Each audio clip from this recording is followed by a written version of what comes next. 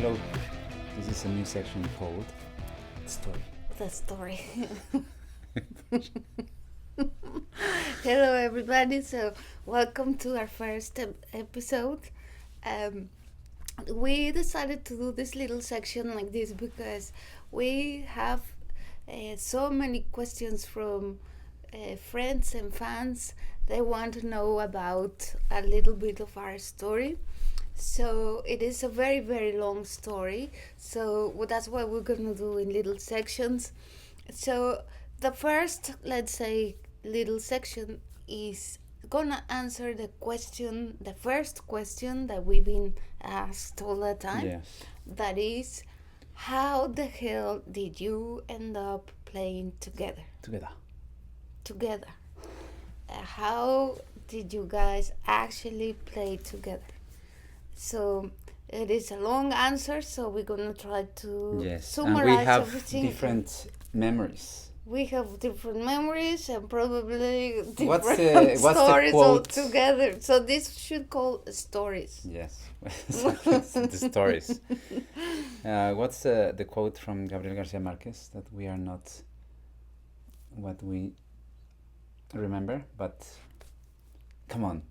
I know it in Spanish, but I'll in English say in it's Spanish kind of and hard. I translate it. Vivir para contarla. Yes, but the quote is Yeah, no somos lo que we are. Fuck, you can help us there. Anyway, next time. Okay. Well, Yes. I don't know that quote. So Yeah, you know, which is basically based on. But I don't know it.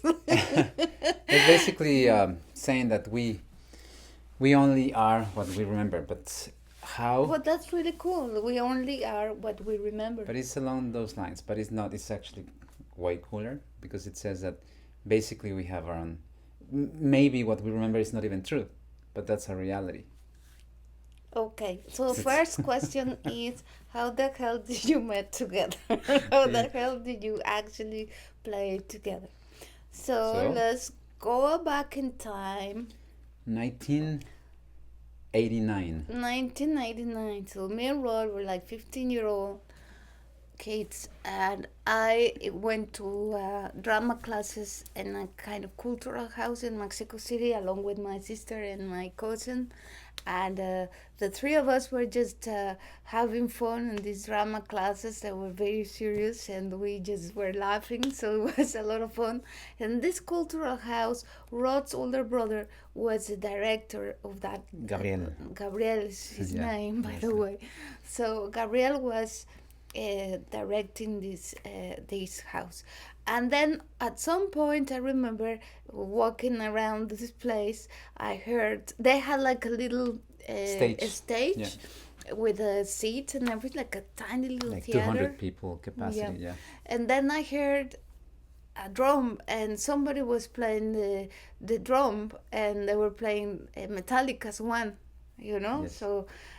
So that's what me and my sister and my cousin, we kind of just were like trying to watch. And there was this band where was this girl playing the bass, and it was Rod playing the drums. He was jamming the drums, and you didn't play in that band the drums. No, but I was jamming, and my brother Edgardo was playing the guitar.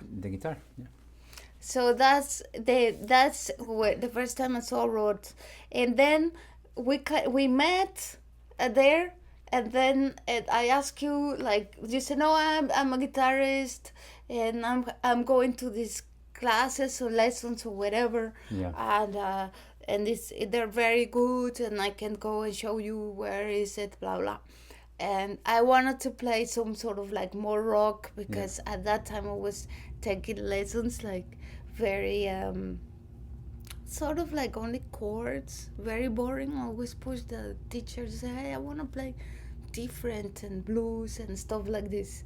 And the teacher was always, no, everything in its own time. And I was like, so when we came to this place together for classes, but each student at that place had his own teacher. Yeah, it was like a small apartment, and there were like 4 teachers, and they were like private lessons, right?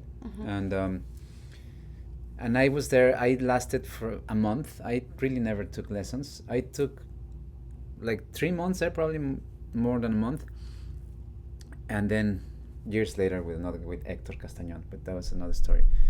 But then you asked me if I knew of a rock school, and that was kind of famous in Mexico, that little school within the circuit, and then you lasted as well like a month because you didn't have money to pay. I didn't have any money to pay. Me neither. so And I was just like, okay, wow. I did like those classes. I liked them. They were good. Did you and learn I thought something? That I did Yeah, actually because I wanted to play with the pick. Yeah. And they taught me how to do exercises Yeah. with the pick. I remember those exercises, With which the are very good. metronome, like Yeah. tack, tack, tack. So all of that. That's what I remember. That's exactly what I learned. Yeah. And maybe probably a little bit more, but I don't remember at this point. And then what happens was that Rod had a band with well, tell everybody about your band, your first band. At the time, I had a band with my brother and my brother's friend called Cesar. And we kind of, I mean, they are 5 years older than me. And we started playing covers.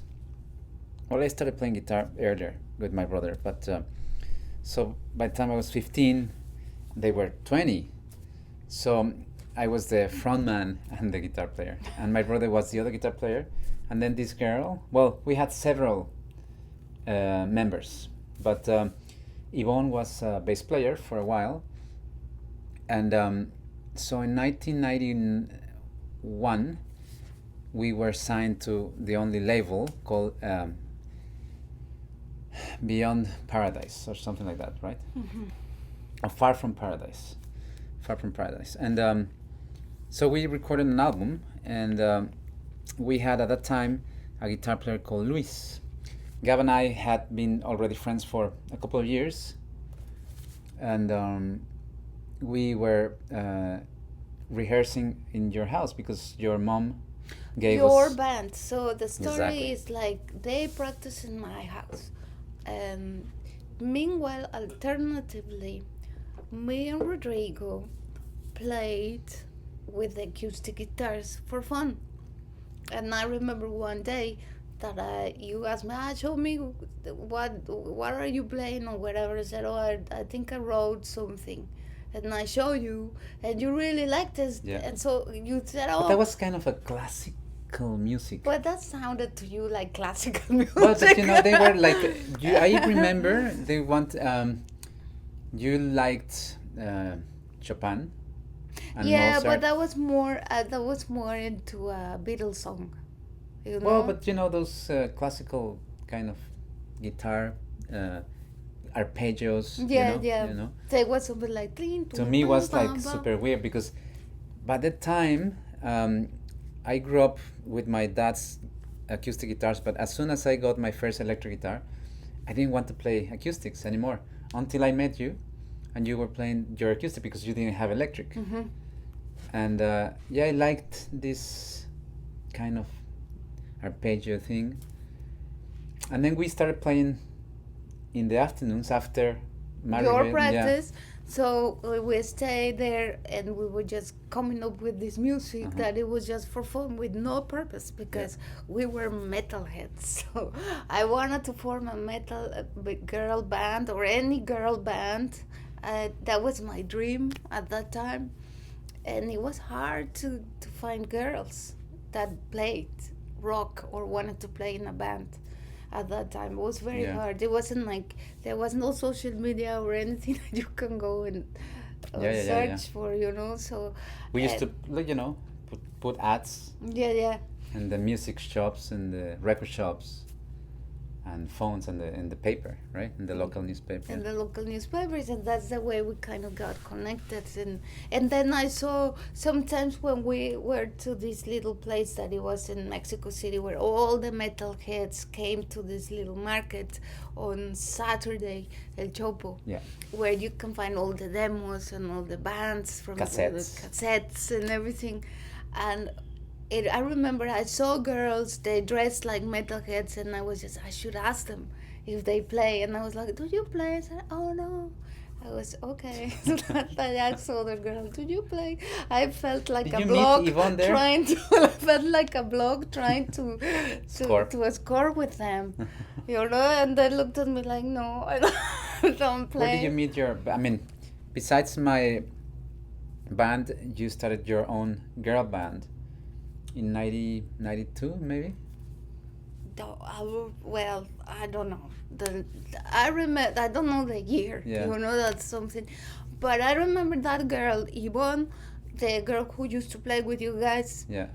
I contacted her. I found at some point you didn't play with her at all. She left, or I don't remember what happened. Well, Yeah. some Spinal Tap Moment. teenager Mexican moment. She left the band, so I was looking She for looked great, her, and then I was looking for her, and I remember I knocked at her house, and I was, oh, are you Yvonne? And I play guitar, and then she was very friendly, and she said, yeah, sure. So we both started playing together stuff that I wrote. I don't remember what it was, but we both were playing together and we were also working on her bass lines and all of these things, and then we were desperately trying to find a drummer and another guitarist. And why didn't you keep playing with her? Because her boyfriend wanted her to play with him in his band, and that was it. Well, so I think that was in 1992, because in 1991 we put our record out, and okay, this is the first official recording we did, because and this is a very important part of the story. We had this guitar player called Luis. He was in the band, but he left again. He left. And we're looking for a guitar player. Yeah, Luis was a very good guitarist, and I remember he learned the tunes, really quickly. And, but he was more like a blues guitarist. I mean, I don't think he was like a metalhead, and that's why we kind of. he had like a good ear, and he was good. He learned everything quickly, but you were very picky. It was like, oh, we like were. This, I mean, to be honest, like yeah, especially honestly, we were when I was 15 or 16.